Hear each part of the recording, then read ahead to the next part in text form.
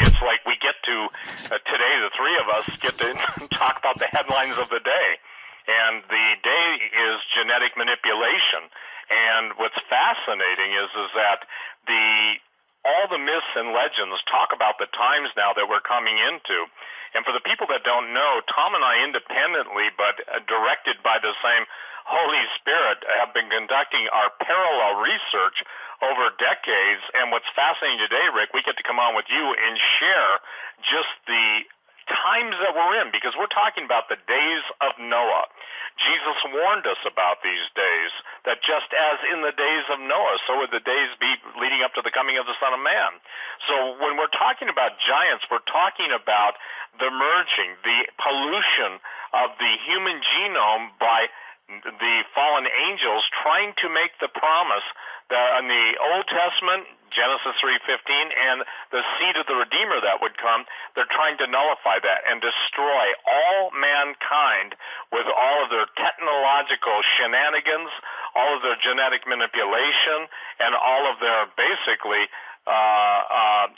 slander against the Christians and slander against the people who believe in the God of the Old Testament. And Tom, Tom's got some of the most fascinating stories to talk about, and actually events, because he's literally been to Mount Graham, where the Vatican has their observatory, and people have heard it's called Lucifer.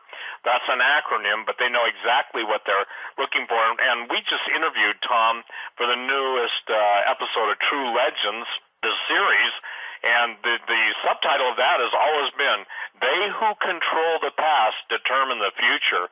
And Tom, will you share wherever you feel led? May I just, Rick, turn it over to him so he can share with you just the astonishing preparation of planet Earth for an alien savior, just exactly what the book of Daniel talks about. All right, go for it, Tom. Well, I didn't know that was going to happen, but yay.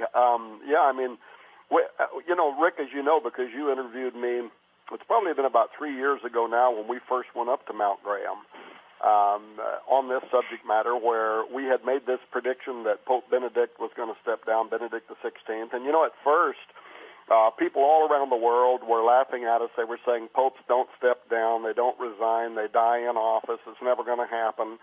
But we had our reasons, and we talked all about that back then, for making the prediction that Pope Benedict would not only step down, we said exactly the year and the month that he would step down. We said it would be in April of 2012.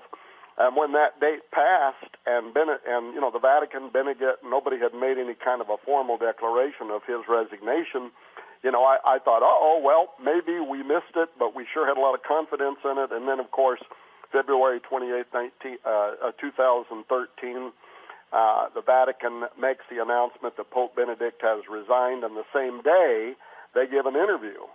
Their El Observatorio Romano, their official media outlet, gives an interview with the New York Times in which they admit that Pope Benedict XVI had actually officially resigned in 2012 when he returned from a trip at the end of March, made it official internally and only to a handful of select members of the Curia, the Roman government, in April 2012. Well, when they made that announcement, I got to tell you, my phone line lit up, people all over the world, including from Rome, wanting to know who our insider at the Vatican was.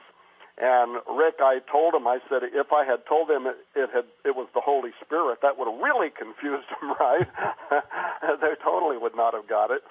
But it was while we were on the radio talking with you, Rick, and many others about this resignation of Benedict that people all over the world started emailing, and when these were talk shows where people could call in and ask questions, they started saying, yeah, but what do you make of the Vatican being out there now, saying so much about aliens? Because you guys might remember that in 2009, 10, 11, 12, the official astronomers and spokespersons for the Vatican, they were out there talking about how they wanted to baptize aliens.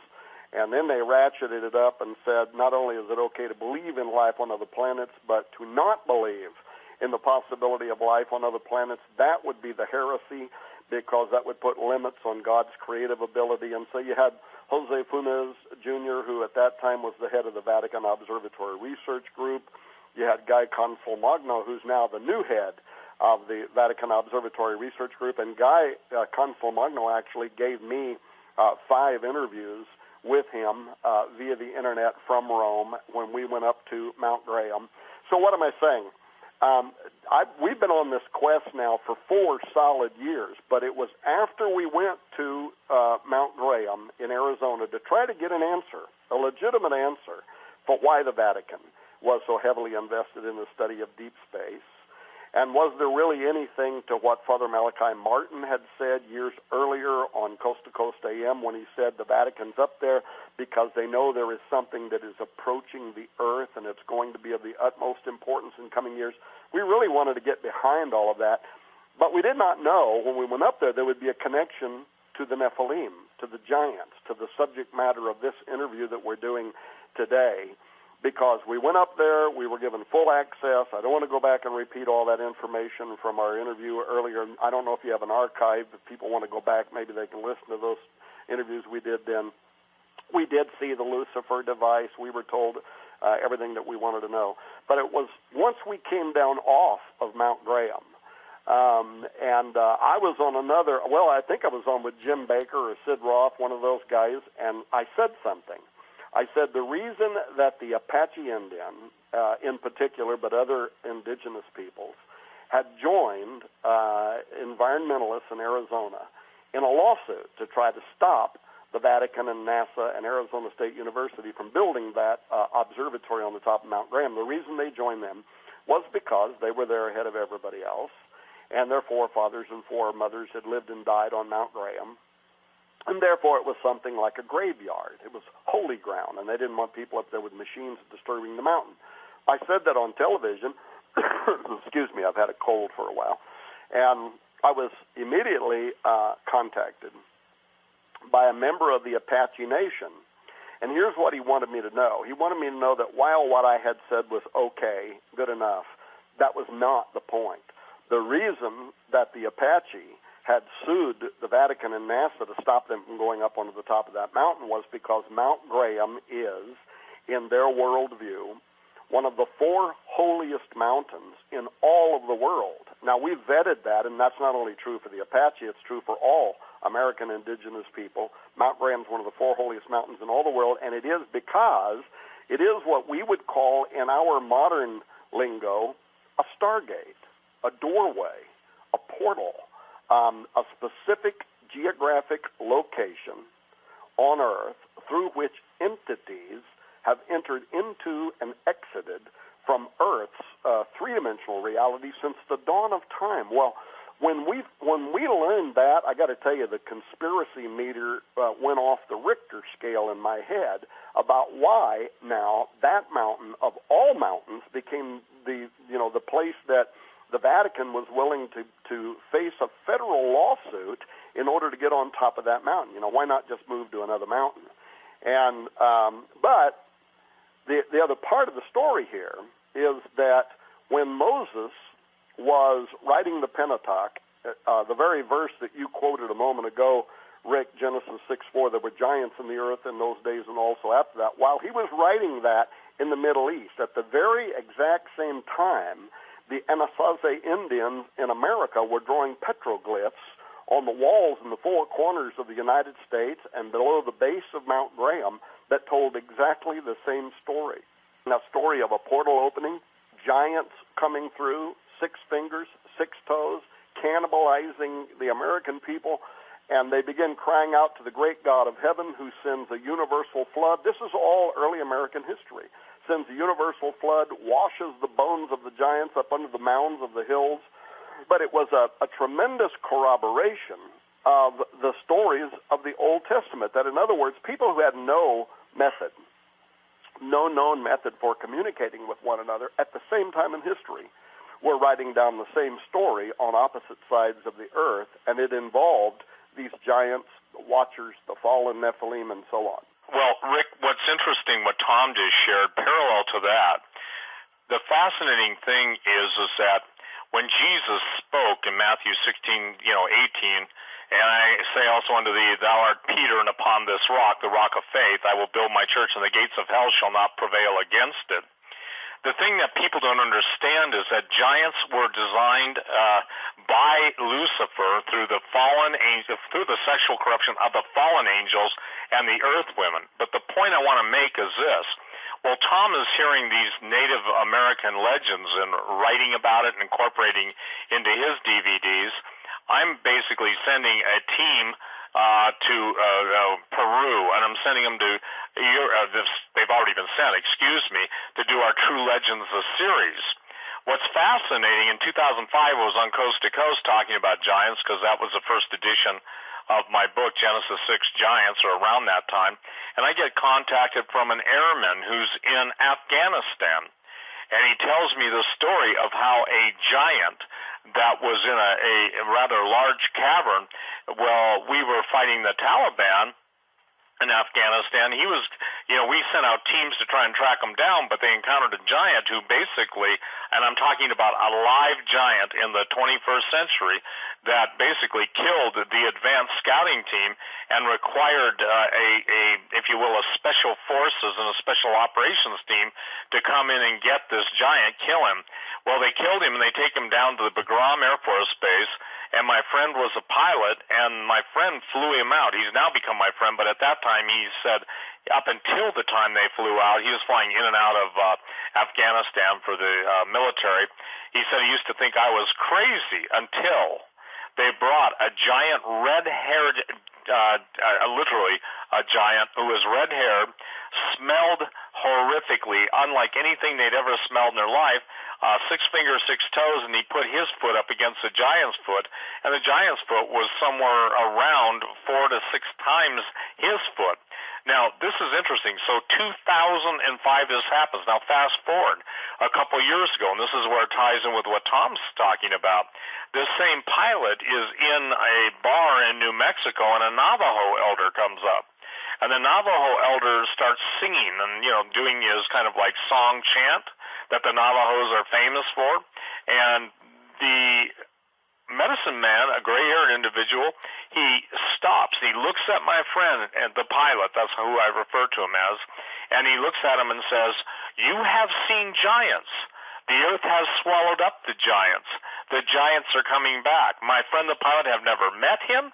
He had never talked to anybody because he didn't want people to think he was crazy. So then we're in the desert Southwest. Tom's in the desert Southwest. We are there. He's literally there. We're there in the interview.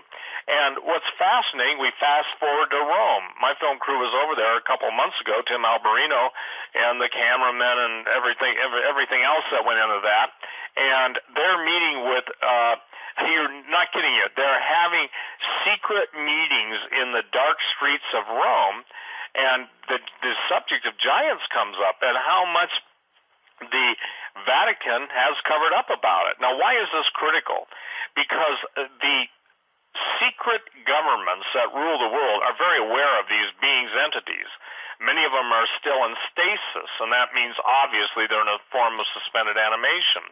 Fast forward to just a couple months ago now, and obviously we're talking 2016, and we see the Pope, we see the Patriarch of the Russian Orthodox Church, Quayle, and Obama all meeting in the area of Patagonia / the Antarctica. The Patriarch Quayle goes to supposedly Antarctica to open up the first Russian Orthodox Church there, which is really not the exact purpose of the mission.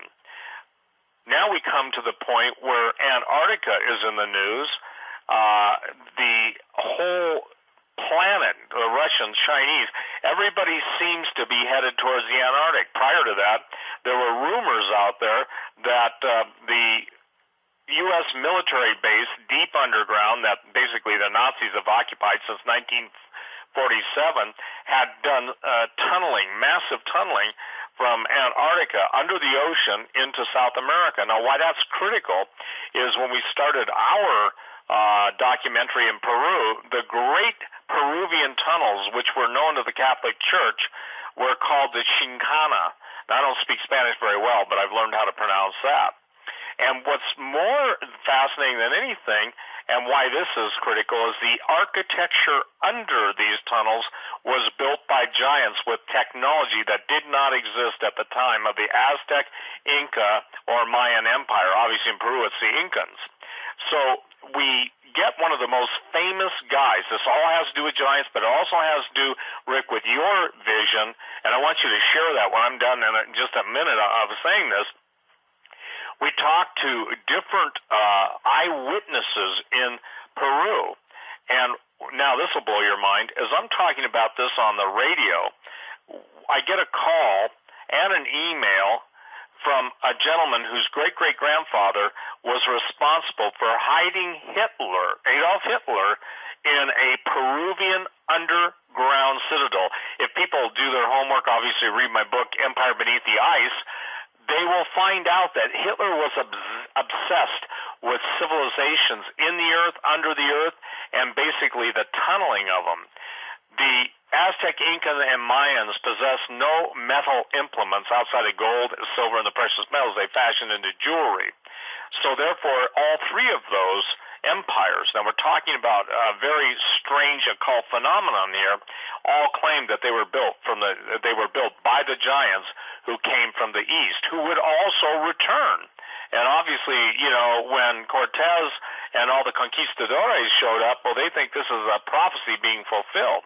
Now, why is this critical? One of the toughest things for people to accept in the Old Testament, and this is a marvelous basic understanding, is when God told the children of Israel when they're going into the land of Canaan to kill every man, woman, and child.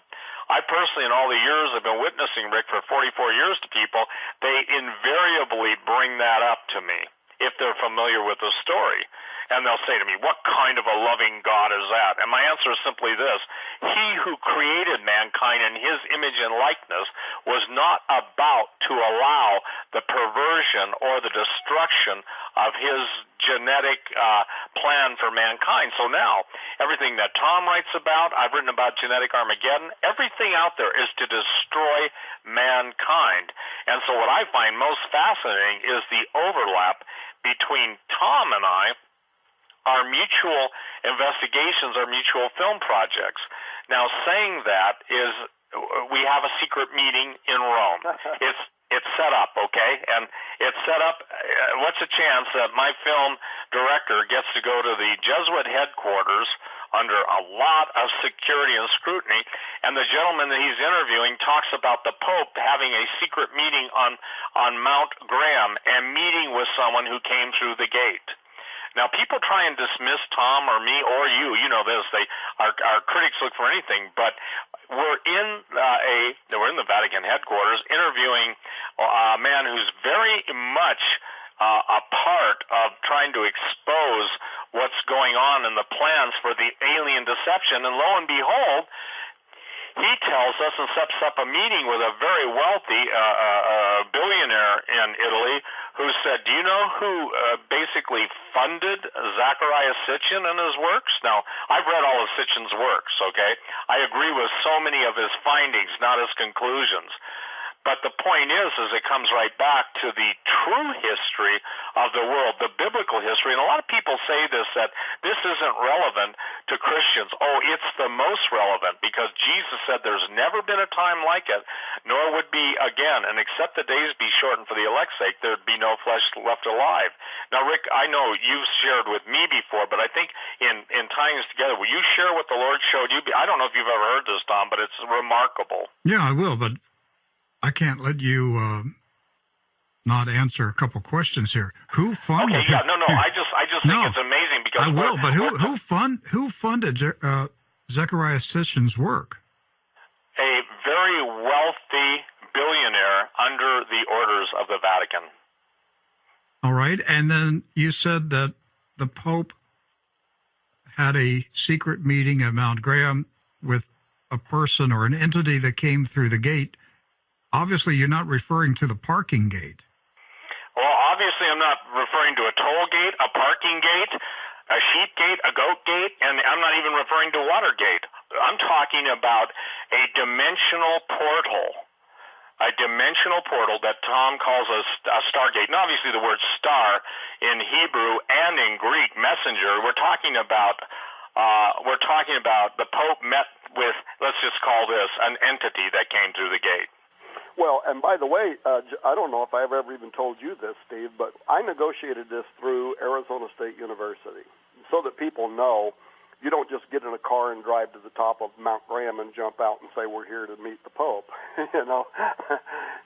Way down off that mountain, there are very tall fences, and they are electrified, and they've got big notifications on them in multiple languages talking about all the horrible things they're going to do to you if you try to climb over that fence to get up to the top of that mountain. You absolutely cannot get up there, and there is a constant 24-hour-a-day police presence up there. They will arrest you and take you straight to jail.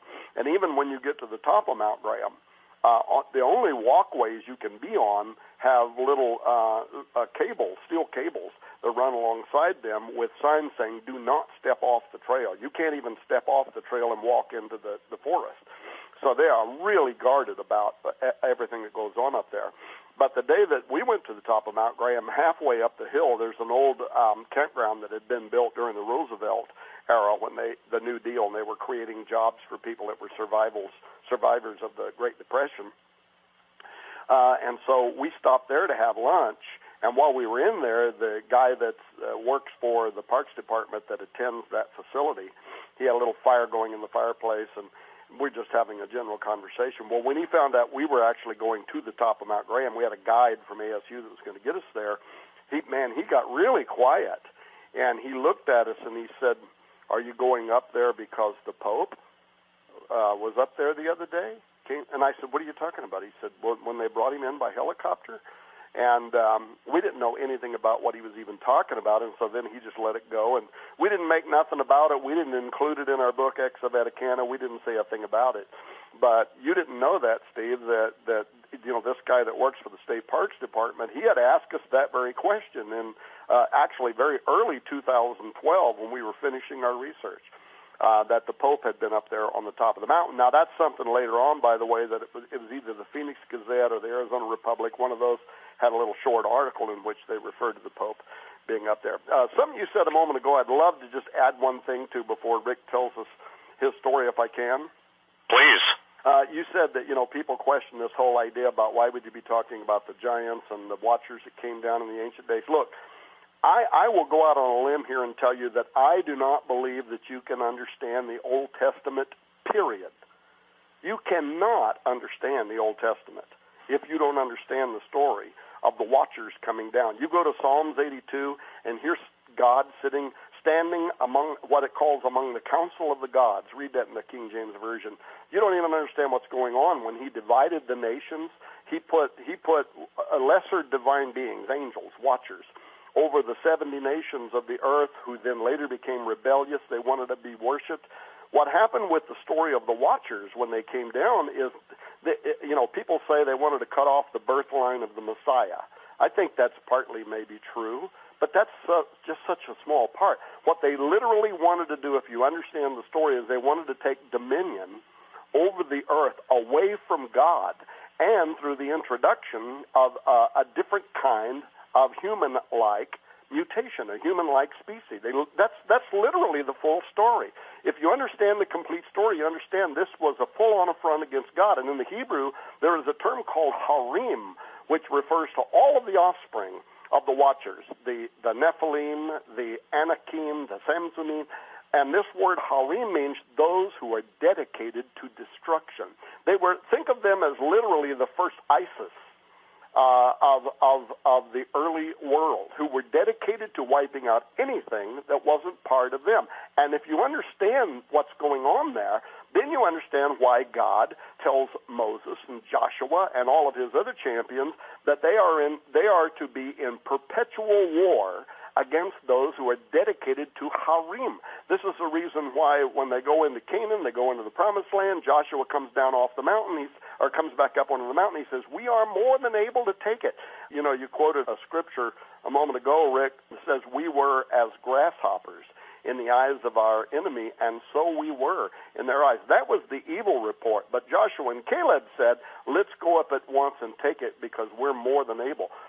This is a little tiny reflection of an eternal conflict that God's chosen people, the Hebrews, were to be in against those who were harim, those who were dedicated to the destruction of the divine order. That's why they set about to change all of the genetic makeup, not just of man, but of beast. Genesis makes it very clear that God sent the flood because all flesh, both man and beast, had been corrupted. This was an assault on God's divine order. It was an assault against God. It was an attempt to literally take dominion over the earth away from God and to wipe out everything that God had made.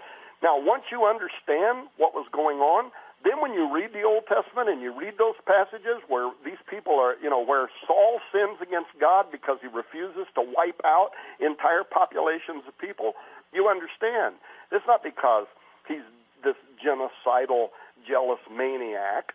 It's because there was a corruption of the bloodline. And in order to preserve humanity and to save mankind, which God had made in his image, to save those who were made in the image of God, they had to wipe out those who intended to take dominion from God with a new form of polluted humanity. Tom, if they had succeeded, then they would have interrupted the virgin birth of Jesus Christ. Mary would have been corrupted. They would have done that too, but my point is that is only one piece of a much bigger and more complex issue. But that is part of it, certainly. And let me step into this because I think it's the major, but the corruption, because if you go to the book of Genesis, everything that God created, the scripture says, and he saw that it was good. Right. Every barrier that God created in Genesis and the forbidding of cross-species breeding, etc., everything was after its kind.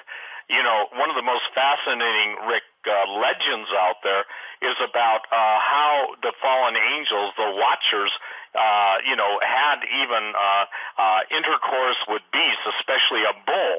Now, it's fascinating that that's one of the first acts of bestiality that I've been able to find in, 40-some years of research. But what's even more important than that is now we've got the temples of Moloch coming into the United States, and we've got the, if you will, the golden calf that Aaron formulated when Moses was on the mountain. We've got the golden bull of Wall Street.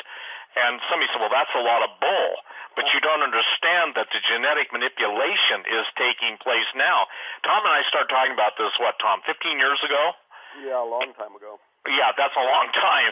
And when we started talking about this, people thought, what planet are these guys from?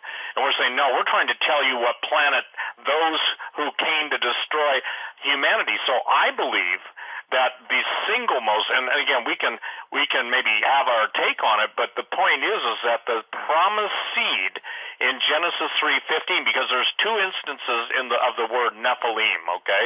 And you read them both in Genesis 6:4 and also in Numbers 13:33. Now notice the 13:33 is interesting. Once before the flood and after the flood, because people say, well, where are the giants? Prior to the flood of Noah, they were big. I mean, really big.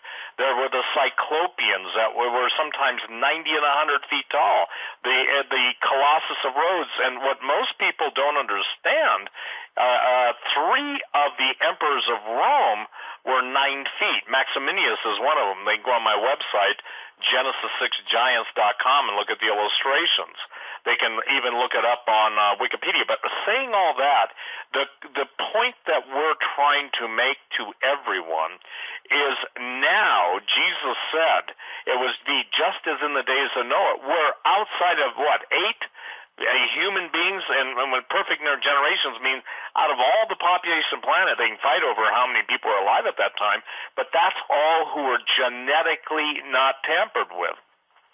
When people have dreams and visions and encounters with what I wrote the book Little Creatures about, every single thing on the earth was corrupted. It doesn't matter if there's 800,000 species of insects, I'm just making this up, by the way, or 2 million, 2 billion, doesn't matter. Everything was corrupted. And now what we've got is we've got the substitutionary plan to basically reanimate the seed of the Nephilim. And let me make a distinction here, Rick. I think you were calling them the Harim, the 33 times in the Old Testament, the valley of the Rapha or the Rephaim, R-E-P-H-A-I-M, that word Rephaim is always applied to the progeny, the giants, or the Gibborim, and all of the names that end up in I-M were either the descendants of the giants or the actual giants themselves, in this case the Gibborim. What we're talking about is when the Human Genome Project was postulated, I said they're not looking for the human genome, they're not looking for traits, they're looking for the leftover traits of the, if you will, genetic material left over from the fallen angels merging with the earth women and producing giants. In essence, they wanted their offspring back too.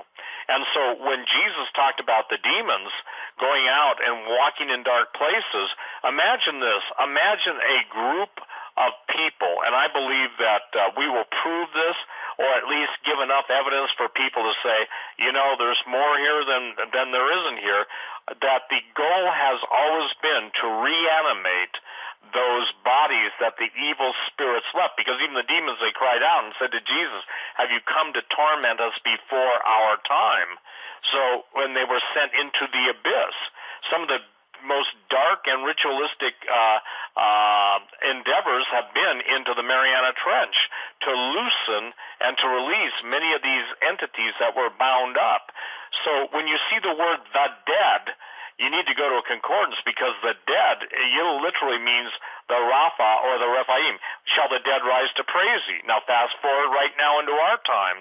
What Tom and Chris Putnam were able to get to the bottom line, and I love that statement, beyond all the research, you come to the bottom line. They are preparing the world for the return of the Antichrist, for the return of, what do you want to call them, the lizard people. And when Tom was explained the Vatican's description of who's coming back to claim authority over the world. Remember, Jesus said the whole world lies in the evil one. I mean, Jesus couldn't have been tempted, because Jesus didn't say, you're a liar, devil. He rebuked the devil based on the word of God. So we're right now fast-forwarding into the most precipitous and perilous times and dangerous times, because imagine the appetite. I think I've proven beyond a shadow of a doubt, outside of children's derivations, that with maybe two exceptions that I can find, all of the giants turned to cannibalism. And what's fascinating is when the Pope, when all the, Quayle, Patriarch of the Russian Orthodox Church, and Obama and others are in Patagonia, they're in the land of what's called the big-footed giants. That's what Patagonia means, big feet. So again, I think that it's critical that people understand this isn't nonsense. This isn't heresy. And I stand with Tom Horn's statement. You cannot understand the Old Testament leading into the New. Jesus said, lo, I come in the volume of the books that is written of me to do thy will, unless you understand the nature of conflict. And that, Rick, is what I'm going to be doing with you on Praiser, and I talk about it with Tom when I'm on Skywatch. God's people have got to understand spiritual warfare goes beyond a migraine headache or an errant brother. We're fighting against things that have been largely invisible that are now becoming visible. The biggest scientific experiment in the history of mankind, CERN and the sub-versions of CERN, isn't it fascinating that the number one theme of that is obviously Shiva, the destroyer of worlds and cosmic recreation. Let me make it clear. You couldn't have a better poster fallen angel, and I believe there's definitely a demon is a disembodied spirit. A fallen angel is that which followed Lucifer out of heaven, and I believe they control the world behind the scenes. That's the only way you can see such relevant evil. But the idea is this, that the biggest money in the world is pouring into CERN. Isn't it fascinating? The God particle, that's what, it's named, the Higgs boson, obviously. But even today, I got an email from somebody talking about blowing up the trace patterns of all of the particle photographs or digital images and seeing all the faces there. And Rick, I was contacted a couple of years ago, I think, and through a third party. They said these scientists at CERN listen to you. They would be scared to contact you, and that's when they started seeing entities at the end of the chamber. And I think that people have got to understand CERN. God said to us, one of the most important gifts of the Holy Spirit is discernment. And I find it fascinating. It's not a play on words. It's an incorporation. And even though CERN is the acronym for, the group behind it, they are literally trying to define the God particle. I believe they're trying to build a weapon that they believe that they can make war against God. Because what Tom's talking about, just as in the beginning, they are coming to make a greater war. And Jesus said there's never been a time like it, nor would be again. So that means it's even transcends and goes beyond what's happened in history. And except the days be short, and there be no flesh left alive, yet for the elect's sake. And if I can, Steve, at some point, though, I would like to say another additional thing about what happened at Mount Graham and the American Indians and why we pursued seeking their knowledge, because a lot of people might think of that and say, well, who cares what American Indians think? I mean, it's just a bunch of New Age psychobabble. Who cares what they think? And what does that have to do with the Bible? But we found there really was a very strong connection. Go ahead.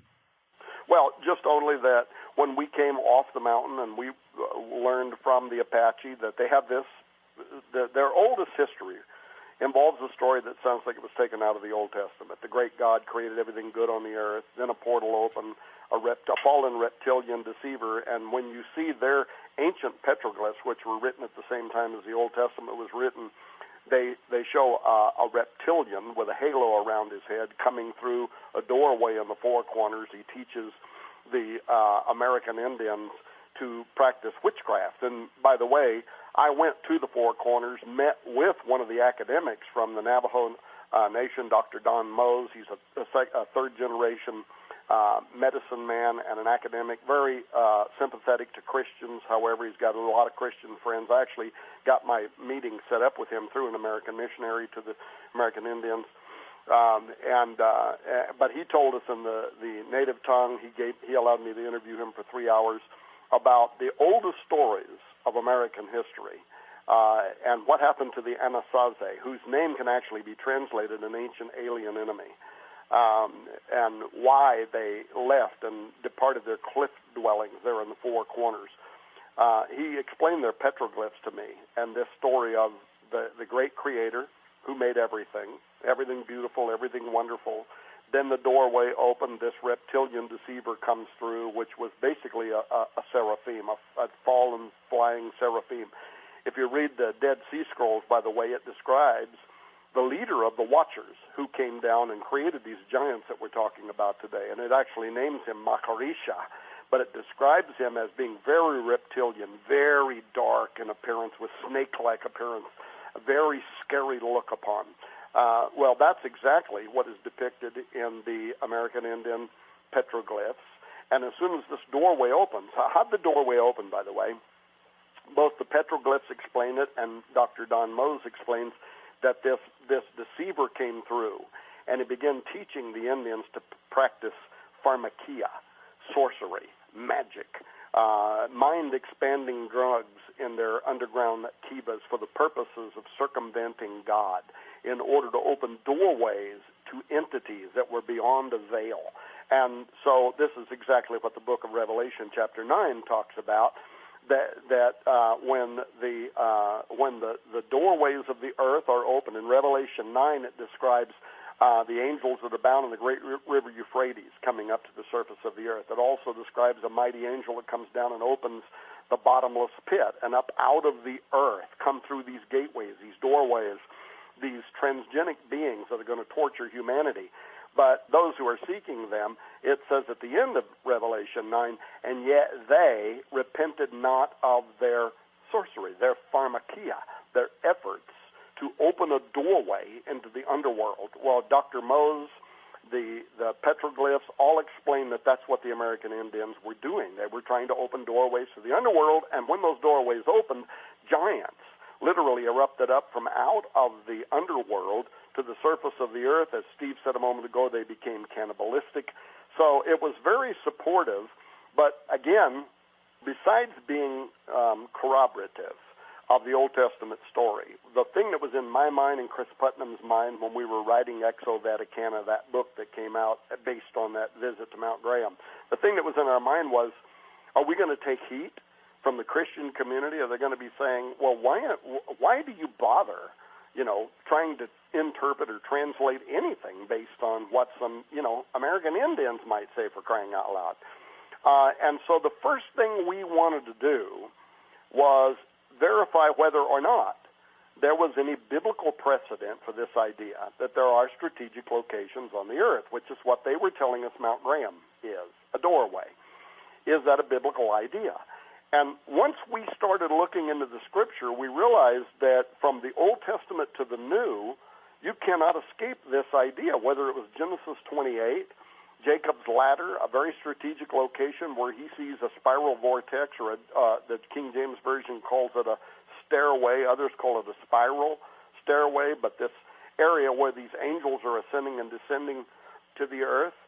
Genesis 10:8, Cush begets Nimrod. Nimrod began to be a Gibborim, and then immediately he goes to Genesis chapter 11, to the plains of Shinar, a very specific location where he's going to build a tower whose top will do what? Reach into Shamayim, the dwelling place of God. So we started noticing from the Old Testament and then over to the New, Jesus saying, from henceforth you will see the windows of heaven open and angels ascending and descending. That this idea that there are places on the earth and there are people who are associated with strategic locations on which these doorways, these gateways open up. Mount Sinai. If Moses is going to meet with God, what does he got to do? He's got to go to the top of Mount Sinai, and there he will meet with God. When Jesus comes back, what does it say? His feet will touch the top of the Mount of Olives, and from there he will descend down into the mountain of the plains. Mount Hermon is the location in the book of Enoch, which used to be part of the canon of Scripture. It's not today.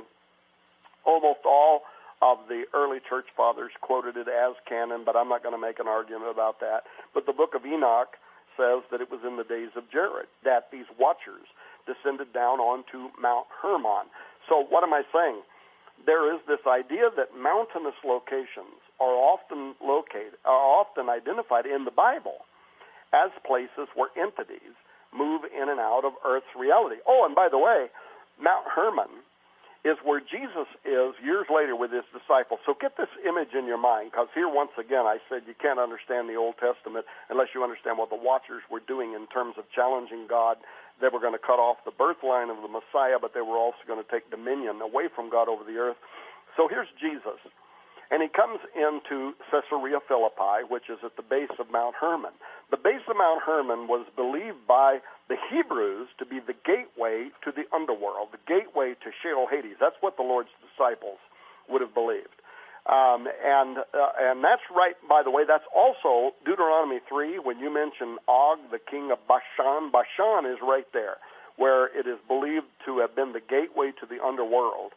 But what does Jesus do? He meets with his disciples at the base of Caesarea Philippi, and he says, the gates of hell will not prevail against my church. He is literally sending a signal to the Watchers. He is sending a signal to the fallen angels and to the spirits that are bound in the underworld, that though they tried to cut off the birth line leading to him, Matthew, the entire first part of the book of Matthew, establishes the priesthood of Jesus, the pure bloodline of Jesus that is both Abrahamic, he come through Abram, also Davidic, the covenant of David, and so the King of Kings and Lord of Lords is here. When he says the gates of hell, he's being literal. The literal opening into the underworld, this will not prevail against my church. What the Watchers tried to do, this is not going to prevail against my church. By the way, continue reading that story.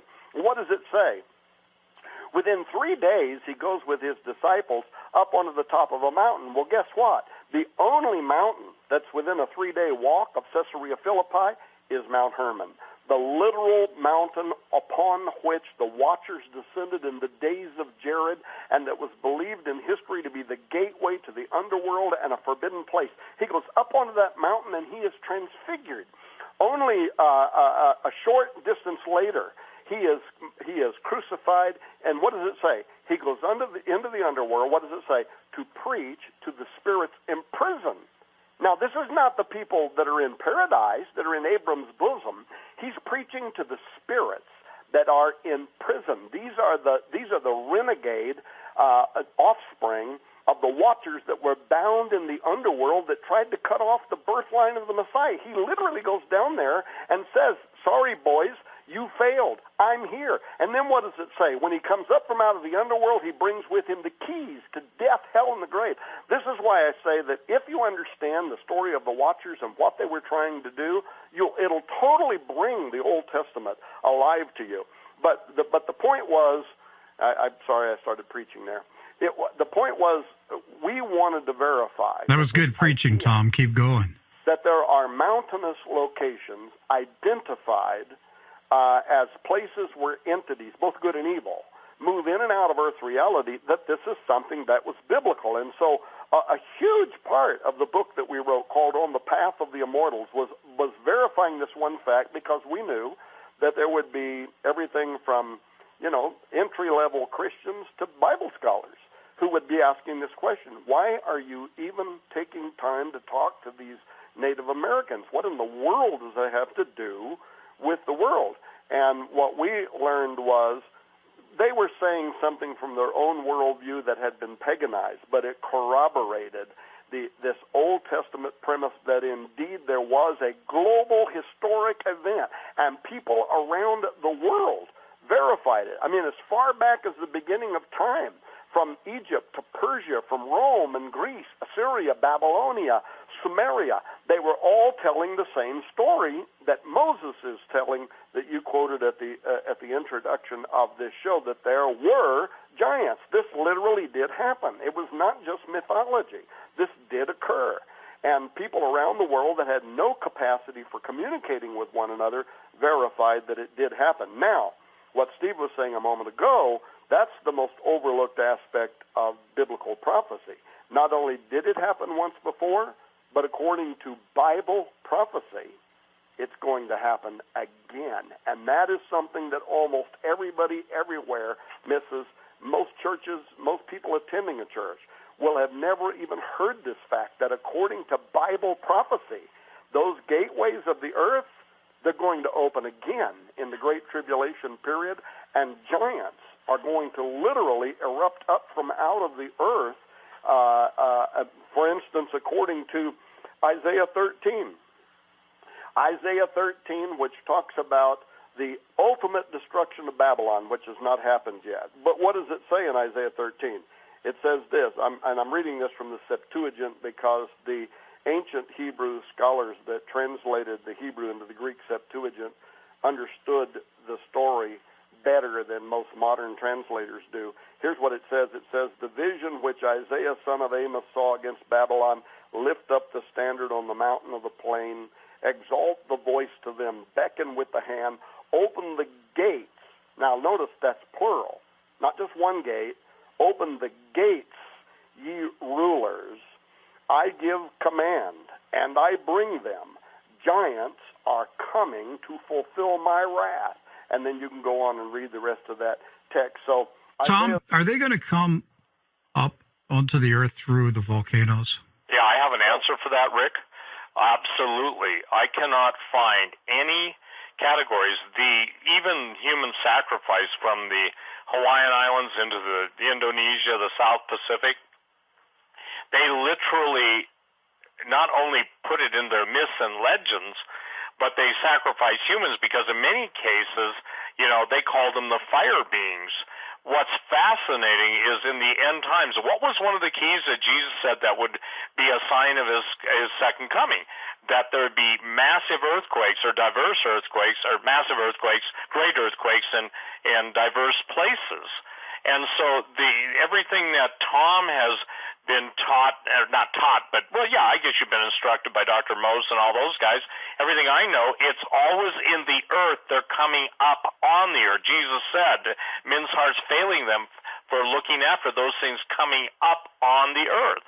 And then you get the U.S. military and DARPA. You get all the secret societies and all the secret military scientific laboratories, and they want the DNA of these things.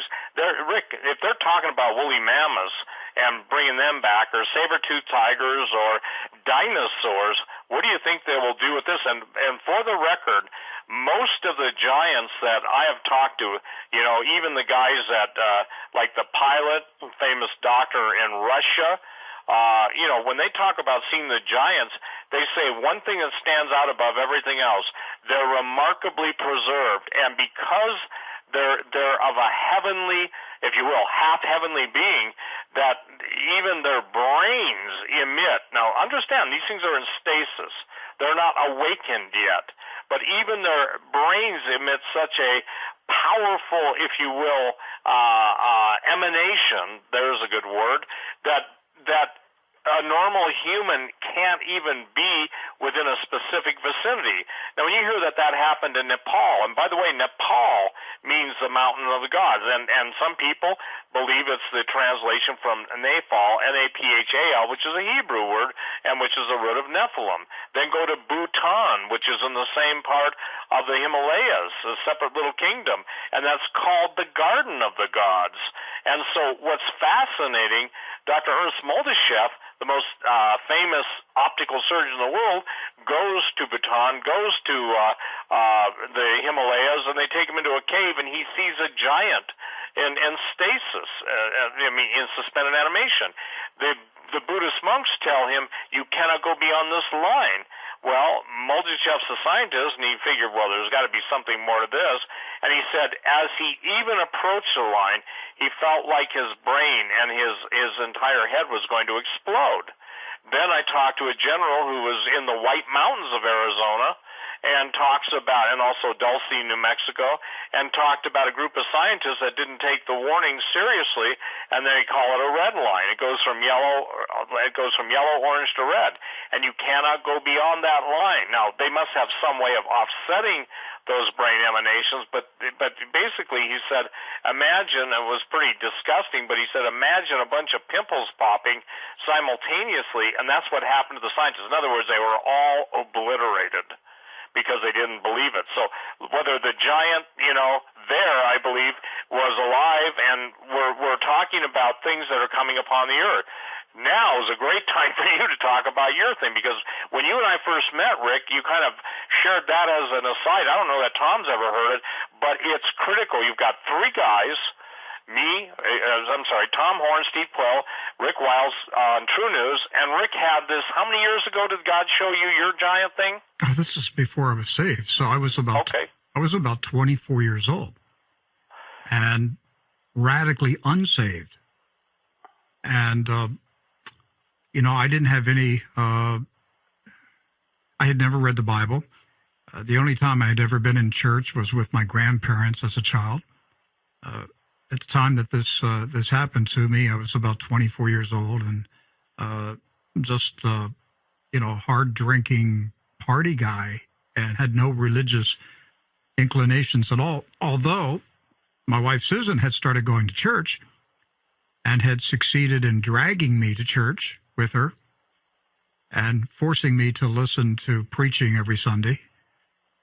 So anyhow, I was resisting all this stuff to the best of my ability. And I think this would have been sometime in early 1978. So I was asleep as Saturday night, Sunday morning, and I had this powerful, vivid dream. And as I tell it, I can relive it. I can see every frame like a movie. I can still see it today. I was in an underground city. It wasn't a cave. This was an underground city. It was clearly a man-made tunnel. And there was all that I was allowed to see was the highway. and it was illuminated by artificial light. And it was kind of like, almost like fog on the left and right, and I could see the glow of the artificial lighting in this underground structure. And it went as far into the earth as I could possibly see. So I'm standing there and I'm looking at this site, and from the right and the left side, soldiers started coming out of the darkness, and they were strapping on their boots, they were putting on the uniforms, they were putting on helmets, they were strapping on their gear, and clearly they were getting ready for battle. And there was a commander with his back facing me, and he was shouting out orders and commanding them to get information as quickly as possible. And I'm talking, there were thousands of soldiers, thousands. And so I'm watching this scene, and I thought, I got to get a closer look at this.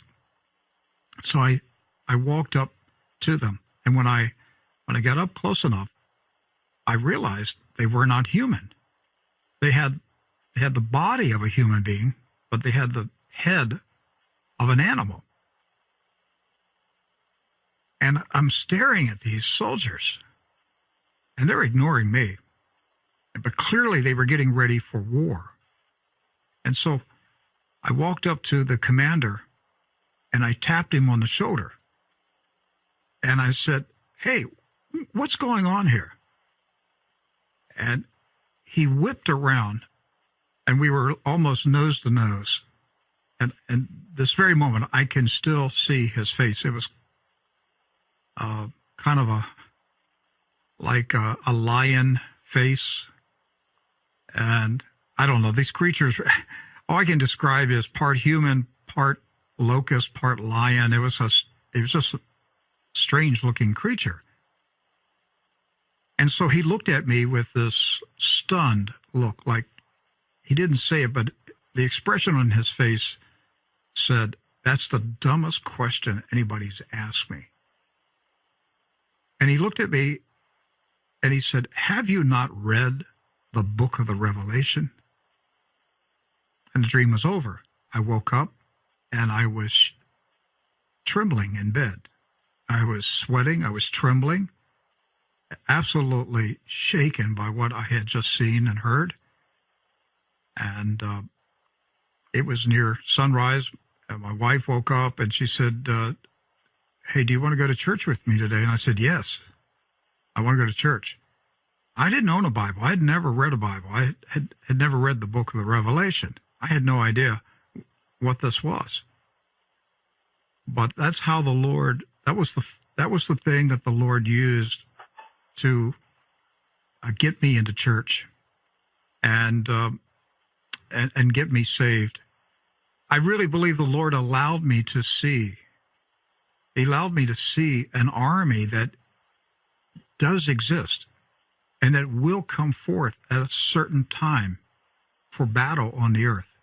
Well, what's interesting is I quoted earlier Isaiah 13. I only quoted verse 1 and 2, where the giants are coming up out of the earth. But read that all the way through. Read all of Isaiah 13 through verse 22, where when he ends that quote about the giants coming up out of the bowels of the earth, he also says monsters are going to be there, devils are going to be there, and then he mentions satyrs. Now we're talking about entities that are part human, part animal, transgenic entities that are literally going to come up out of the surface of the earth. Of course, Revelation chapter 9, if you read that, when the mighty angel comes down with a key to the bottomless pit, he opens a gate to the earth.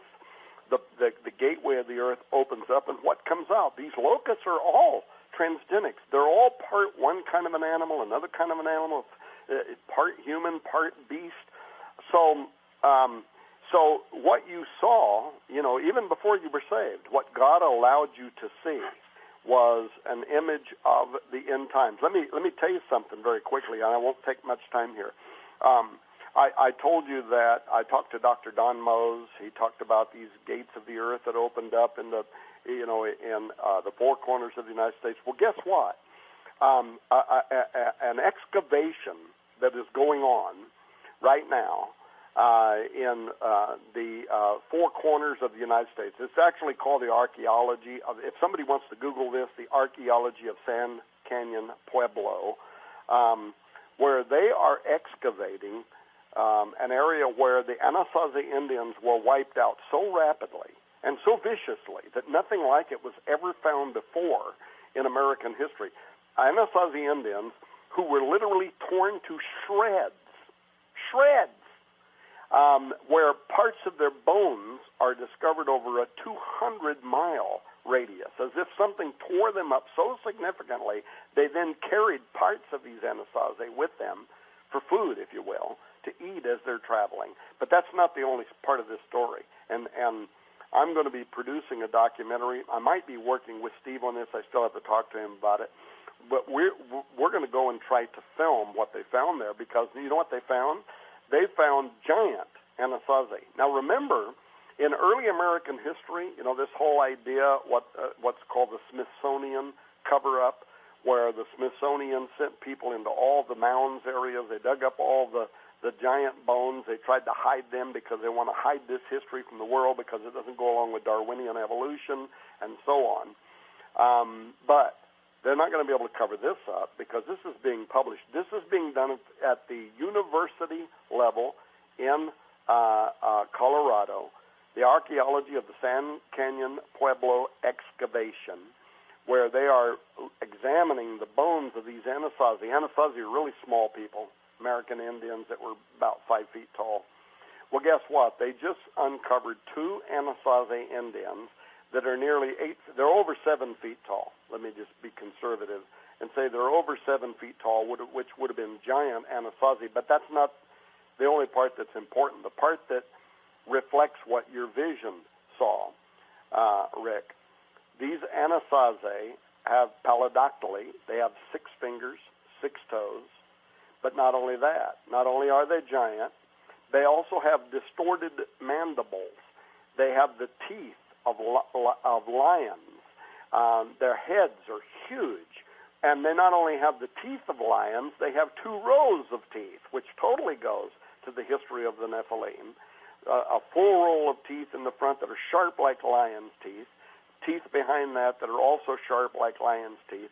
And these are bones that have just been excavated in Colorado as part of the Anasazi digs at the archaeology of San Canyon Pueblo. We're going to try to get permission to go there and film these bones. But this, again, testifies to what you're talking about, that these mutations that came forth in the days of old are going to come forth again. And when they do, they have these very strange, anomalous, part human, part animal-like fixtures about them. I think it's important, too, that, you know, what people don't understand is when they found the Dead Sea Scrolls, they also found a thing called the Book of Giants. Mm-hmm. They found the Apocrypha. But here's 2nd Esdras 5:8. There shall be confusion also in many places, and the fire shall be oft sent out again. And the wild beasts shall change their places, and minstrous women shall bring forth monsters. And you know, Rick, it's every day the London Daily Mail, which, you know, I wish they'd knock off the right side of their publication just because, you know, they're enamored with Hollywood. But the point is that we're talking about entities being born, even Cyclops. Cyclops are coming back into the norm and into the realm of where they were never spoken of except in mythology and legend. And you know, one thing I want to say, when I've spent 40-some years of my life on this, on True Legends, that's actually a book, it's also a DVD, and Genesis 6 Giants, as Tom will tell you, if people want to get a biblical background, they need to have stuff that's sourced. And the book that I've written, I'm not trying to push my book, but I'm just saying this. I can't answer every question I get in emails about giants. So I tell people, please do your homework. Tom Horn and I have done our homework. And it's like you, Rick. You can go out and research the Internet and get every single source article that you're using to illustrate, you know, what the Lord has placed on your heart. And people say, I don't believe it. Well, any honest person who's looking for answers, I want to say this, the Word of God is the foundation for everything Rick does, everything that Tom does, and everything that I do. but it's within the heart of a king to search out a matter. And even the old statement by Sir Isaac Newton that at time the end, basically God would. Can you quote that in its entirety, Tom? Which one? At the time the end, God would raise up men who are skilled in the Scripture amongst much clamor. Yes, that's good. Yeah, that's good enough. It basically means this. Clamorous noises are always designed to basically drown out the truth. And it's fascinating. I don't know if you guys have ever had this done, but I've literally talked about this stuff, and I've had people put their fingers in their ears and start going la, la, la, la, la, la, la, okay? And I don't know if you've ever seen that, because one guy just turned to me after doing it and said, I can't stand to hear this. I can't stand to hear this. Well, the bottom line is that there are people that just cannot accept this stuff. Yet this stuff is what every special forces group in the world, doesn't matter if it's China, doesn't matter Russia, United States, Israeli, everybody's after the ancient technology and the understanding of the ancient genetics. What do we have? We have the god of Anubis appearing in New York a couple years ago, the giant statue, black body, upper torso, gold Egyptian headdress, and lo and behold, New York's one of the first places that they want to build one of the archways or temples of Baal. Now, that should be a warning to everybody that this no longer, one thing Obama did say that I would say probably the only first or second time he ever told the truth, America is no longer a Christian nation. And the Christians are trying to get a grip or a grasp on what's going on, and they're missing it because they don't understand. And I'll make this clear: Genesis 6, Numbers 13, 33, and 33 other verses in the Old Testament. Nor do they pay attention to the words of Jesus when he's talking about men's hearts failing them. And again, 1 John 3:8 states, "For this purpose was the Son of God manifested that he might destroy the works of the evil one." And the works of the evil one are portrayed in Hollywood. They're getting more gruesome. They're getting more disgusting on television. And oh, by the way, the last, I think, one of the scenes in the new Star Wars, somebody sent it to me, a clip, it shows a giant sitting on his throne talking, in other words, the bad guy is a giant. Wow. So when we're talking about giants, we're not talking about Shrek. We're not talking about, the fairy tale portrayals. We're talking about entities. We're talking about those who had supernatural strength. We're talking about the idea that the greatest underground citadels and the great monuments of our day, the wonders of the world, were all built by these guys who have supernatural intelligence. It's not Neanderthals as the evolutionary chain. They were just proven wrong again. The Neanderthals and human genome share no common genetic makeup.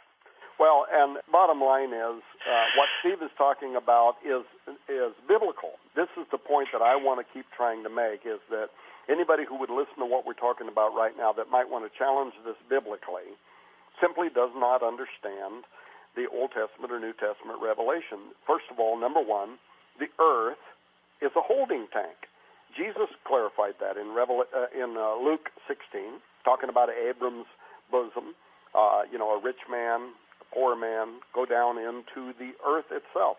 Jesus said, by the way, he tells his disciples about the story of Jonah, and he says, as Jonah was in the belly of the earth for 3 days and 3 nights, so shall also be the Son of Man. But read the story of Jonah. What does it say in Jonah chapter 2? Jonah swallowed by a great fish. Some people think that was a grouper, not a whale, just a giant fish. But he goes down, and what does it say? He goes down into the bottom of the sea.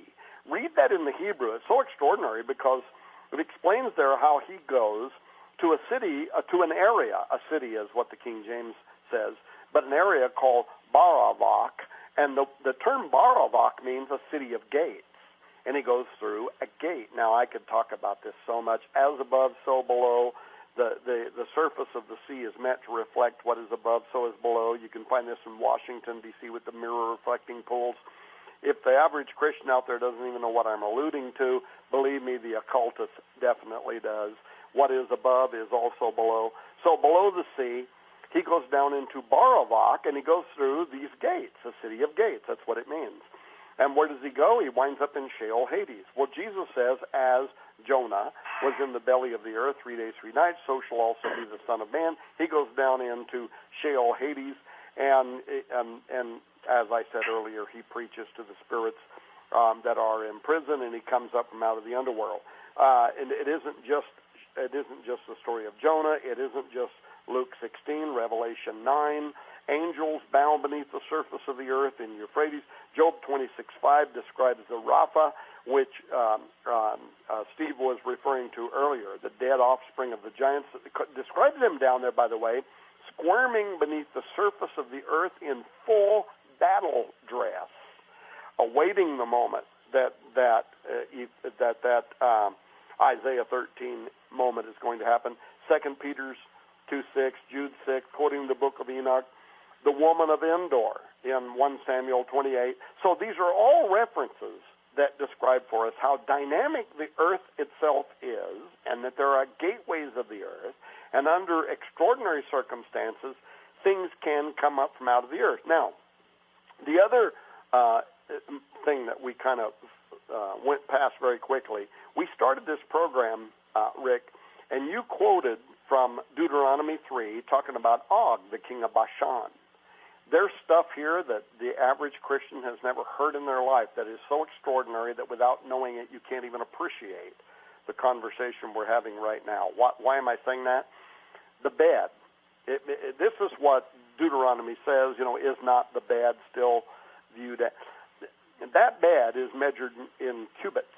Now, cubits have a couple of different ways of measuring them in terms of our own understanding of inches. The really conservative translation of the measurements of the bed of Og would make it 13 feet long and I think 5 or 6 feet wide. I can't quite remember. The other way of looking at cubits, help me here, Steve, I think maybe 18 feet tall.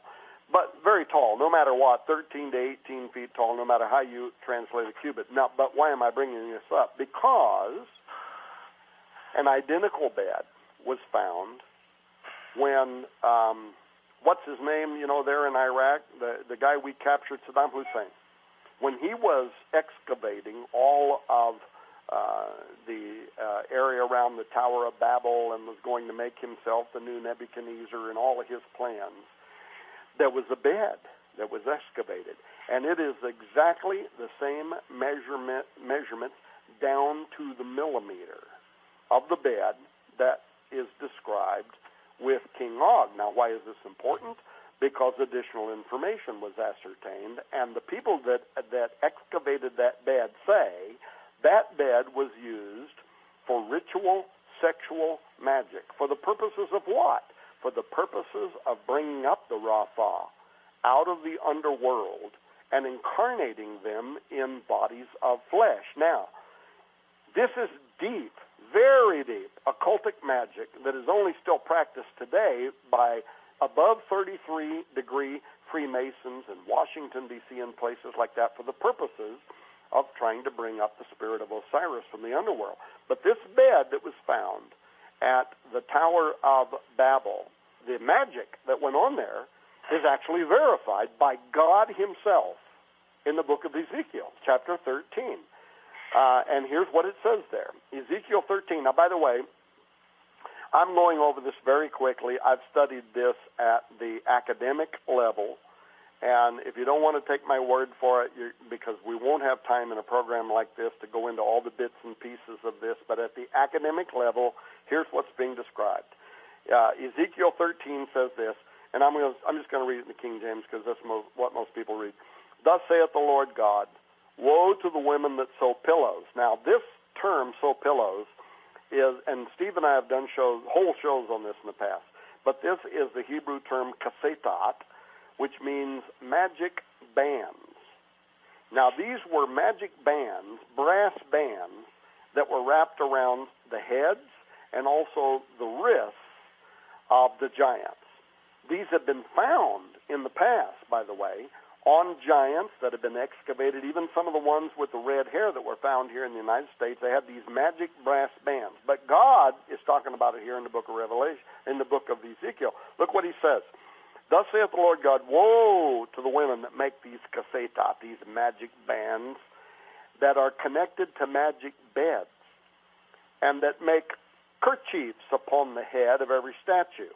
Now again, this is talking about magic devices for giants, the headbands, if you will. But look what he says, to hunt souls. Will ye hunt the souls of my people, and will ye save the souls of alive that come unto you?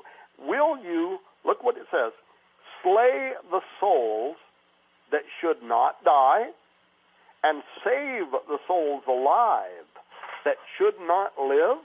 Wherefore thus saith the Lord God, behold, I am against your kaseta, your magic bands, connected to magic beds, wherewith you hunt souls of giants to possess men, to make them fly. By the way, anybody can look up this term here, to make them fly, in the Strong's. It literally says to bud up from out of the earth, as in reanimated Rapha, in the place of the human soul. And I will tear them from your arms, God says, and I will let those souls go, even the souls that you hunt to make them fly.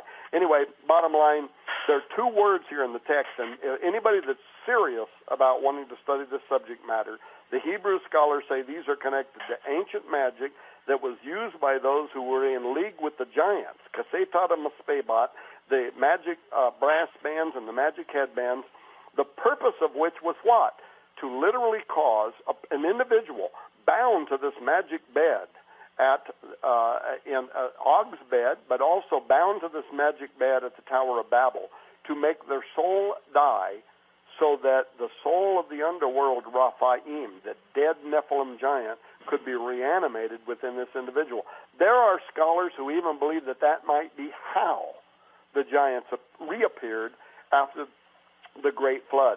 But what am I saying? I'm saying that there's a whole lot more I could say, but that there was deep occultism involved for the purposes of bringing up from out of the underworld the reanimation of these dead Nephilim giants. And so whether it's Steve Quayle talking about the return of the giants, whether it is Rick Wiles talking about his vision, whether it's Tom Horn saying this is the most overlooked aspect of end times biblical prophecy, there are absolutely portions in Scripture that the average church individual is not hearing one word about, and probably never will, that has to do with probably the most momentous time that is in the very near future, in which the gates of the earth are going to open and reanimated Nephilim are going to return and play a role in end times biblical prophecy. Tom, Steve, one reason that I believe it's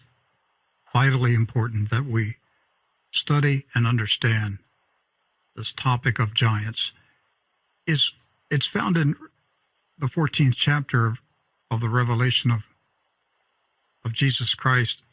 And John saw three angels. This is the last days. This is talking about the last days. He saw three angels encircling the earth, and the first one said, "Fear God and give glory to him, for the hour of his judgment is come, and worship him that made heaven and earth and the sea and the fountains of waters." A second angel cried, "Babylon is fallen, that great city, because she made all nations drink of the wine of the wrath of her fornication." The third angel cried out with a loud voice, "If any man worship the beast and his image, and receive his mark in his forehead or in his hand, the same shall drink of the wine of the wrath of God, which is poured out without mixture into the cup of his indignation, and he shall be tormented with fire and brimstone in the presence of the holy angels and in the presence of the Lamb." It's my view that if you don't understand this subject of fallen angels and the Nephilim, then you're not going to understand what happened at creation, the fall of man, the appearance of Jesus Christ. You're not going to understand what happened at Calvary. You're not going to understand what happened when Jesus descended into hell. You're not going to understand his victory over hell and the grave. And you're not going to understand the second coming. I think it's vital that Christians in this hour understand this subject. Well, and let me speak to this, Rick. What's fascinating is you and I are on, Tom Horn, out of the Vatican Library. You saw this too, didn't you, Tom? The giant King Og speaks. For a long time, there's been an argument over where are all the writings of the giants. In other words, where are the writings of the Rephaim? And I don't know if you guys know this, but I think it was around the 6th of April, supposedly a Vatican document was released. Now look at the timing. By the way, I think it was 18 feet tall.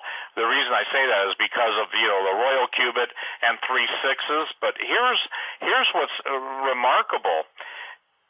God is revealing everything that's been hidden. Jesus said there's nothing that's been hidden that won't be made known.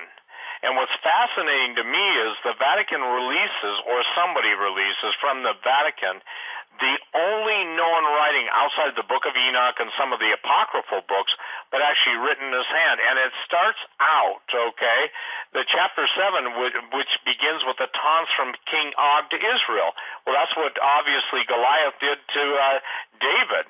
And what's interesting, he calls normal humans, I'm talking King Og now, he calls them, and this shows you the contempt these guys have for humanity, he calls them ants buried in fecal matter, and he said that basically the book 2 talks about there are multiple references to my brethren which seem to refer to the antediluvian Nephilim. And he says this, and I'm going to read this because nobody's talking about this. I guess we are today. Are the tales of my exploits not traveling to you, O fecal worm of Israel, of my power renowned, fields of my pre-Adamic watcher Nephilim brother, how we turned our wrath, mercy a foreigner, the world stood? He's saying this, we controlled the world. We dominated you, obviously you can call them ants, dipped in something not nice. But the point is, that what's the chance of that, Rick? I don't believe it's a chance. I believe as CERN, and I want to get back to CERN, as CERN kicks into full power, the corollary in the world of physics, in the heavens, on the earth, and under the earth, all these revelations are coming to a focal point or nexus. So the giant King Og speaks, and notice, Tom, it was either stolen or released from the Vatican Library. Oh, by the way, Steve, I want to set the record straight here. According to Newser.com, that's just their headline, CERN officially distances itself from Satan. That's funny because, they're staying in their one part of the kingdom of Satan. They're in the right-hand corner, and they're saying all the bad guys are in the left-hand corner, and they're all in the same room. You know how weird? How weird things are when a science organization has to officially say they're not connected to Lucifer? The one part about this that we haven't started to talk about and won't be able to is all the ancient seers who predicted when the gates of the earth would open, but not just the gates of the earth would open. The king of the Nephilim, what the New Testament calls the Antichrist, would rise up out of that pit that Revelation 9 says is going to open. And these are almost all occultic, but not all occultic. Some of them are Christian, actually, prognosticators. For hundreds of years, for thousands of years, all saw the year 2016 as that moment when the gates of the earth would open, and the king of the Nephilim and the gates of the earth would open.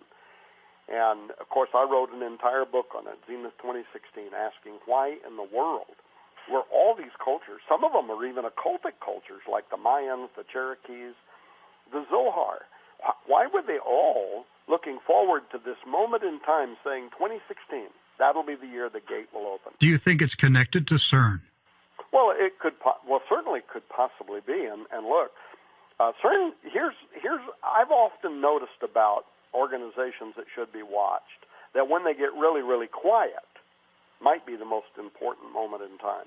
Because remember, before they discovered the so-called Higgs boson that Steve mentioned earlier, they got really quiet for like 2 or 3 months. Why? Well, because it's in peer review. It's a moment where they think they might have found something. They've submitted it to scientists, and now it's in review. And they're trying to determine, can we go public? Can we say something? And not long ago, they made this statement that they were looking for a doorway to another world. They were looking for evidence of a parallel universe using gravitons, without going into all the detail, how they film, the collision of these particles. They all break apart, and they're looking at different particles. But their theory is that gravitons, the theoretical particle on which gravity is made, that these might be a weak particle, not looped by string theory, that theory, or anything else, that these might somehow have the ability to escape into a parallel universe. And so they conducted the most powerful experiments to date, colliding particles at levels they have never done before.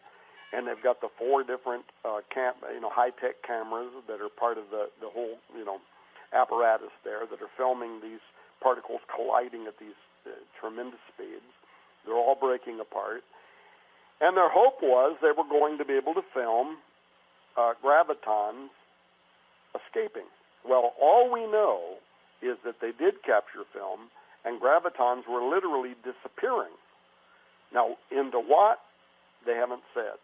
And I think they're holding their moment. They're not saying anything yet because they want to make sure that what they think they have discovered can be confirmed by, some of the elite particle physicists. But I think we're standing on the precipice of a moment in time in which they're going to say, we have discovered a parallel universe. So this is a gateway, a doorway. Sergio Bertolucci, who is the head of the particle physicist there at CERN, has already said, we hope to open a doorway, a gateway, and we hope to send something through it, or maybe something will come back through it. You can Google all that and read it. So that's what they're looking for. And my personal suspicion is they think they have found a doorway into another reality. Now, it could be, if I wanted to let my mind, my thoughts run away with me here, it could be they found something much more than that. What do I mean by that? Meaning that something was sent back through the opening. Essentially a message saying, yes, we are here. That's what they're hoping will happen. Has that happened? We won't know for a while. But the fact that they said, we're going to conduct the most powerful experiments in history, and we're looking for a door, and then they went silent. To me, their silence speaks louder than words. Their silence says they think they have found something, and they're not yet ready to go public with what they think they have found. But definitely.